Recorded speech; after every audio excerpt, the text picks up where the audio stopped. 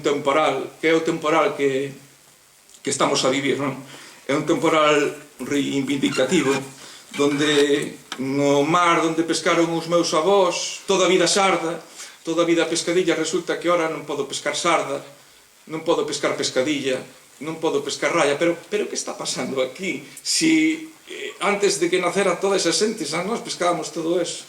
O que está pasando ahora é alucinante, é un escándalo. Eu non sabedes a vergoña que me dá tirar o peixe a mar, pero que me mandan tirar o peixe a mar. Me veñen cartas dicíndome, tes a obligación de tirar o peixe a mar, e máis peixe morto, que me ven morto. E bueno, vamos ler un deses poemas reivindicativos que di así.